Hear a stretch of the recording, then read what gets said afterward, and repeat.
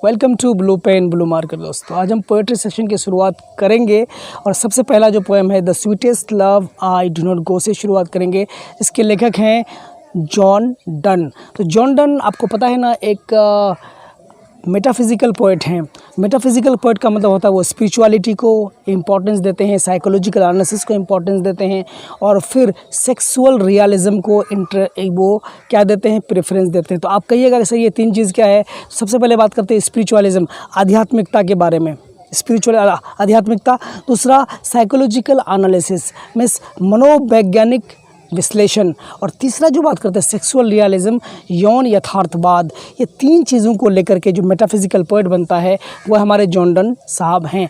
तो वो इस पोएट में सेक्सुअल रियलिज्म को ध्यान में रख करके अपनी प्रियतमा को कहते हैं, उससे ये बात कहते हैं कि मैं तुमसे कुछ पल के लिए, कुछ क्षण के लिए, कुछ दिनों के लिए दूर होना चाहता हूँ और मैं महसूस करना चाहता हूँ कि अकेलापन और तन्हाई किस तरह से दर्द देती है ज़िंदगी में अकेला होना या तन्हा होना किस तरह से चुभता है। हम इस दर्द को, हम इस चुभन को महसूस करना चाहते हैं।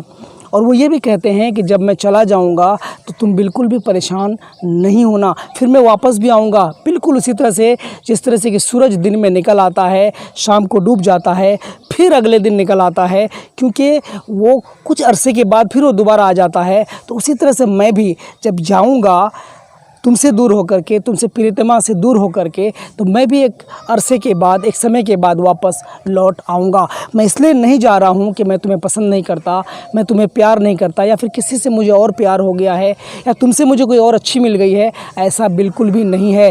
तुम तो मेरी जान हो। तुम ज़रा सी अगर तुम्हें परेशानी होगी तो मेरा दिल क्या करेगा, दुखेगा और बहुत दुखेगा। तो इसलिए कहते हैं कि जब मैं चला जाऊँगा तो तुम्हें परेशान होने की ज़रा भी ज़रूरत नहीं है। तुम परेशान नहीं होना, अपने दिल को बिल्कुल नॉर्मली जैसे रहते हैं उस तरह से तुम अपने दिल को थाम करके रखना और रोना नहीं, बिलखना नहीं, बल्कि अपने दिल को क्या करना है, इस रियलिटी को समझना है और समझ करके अपने आप को सांत्वना देना है और ऐसे महसूस करना है जैसे रात में हम दोनों एक साथ हैं, एक बेड पर सोए हैं लेकिन करवटें अलग अलग हैं हमारी। इस तरह से तुम्हें महसूस करना है, तब जाकर तुम्हें ये जो दर्द है, ये जो पैंग है, ये जो चुभन है, तुम्हें महसूस नहीं होगा।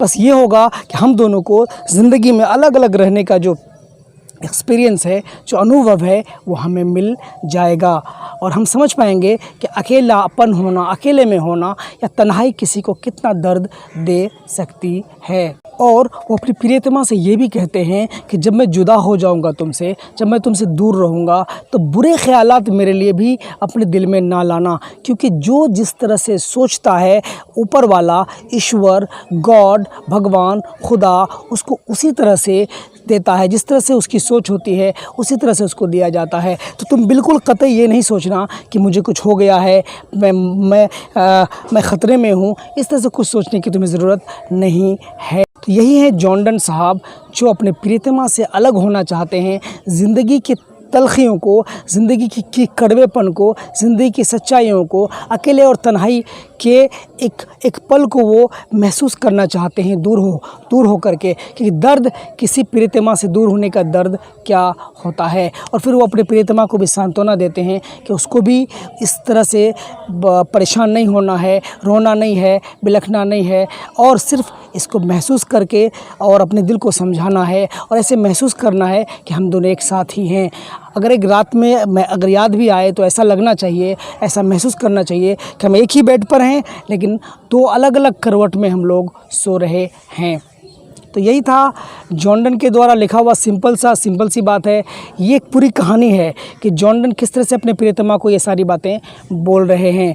बस यही है। तो चलिए आपको कैसा लगा हमें कमेंट करके ज़रूर बताइएगा। Take care, bye.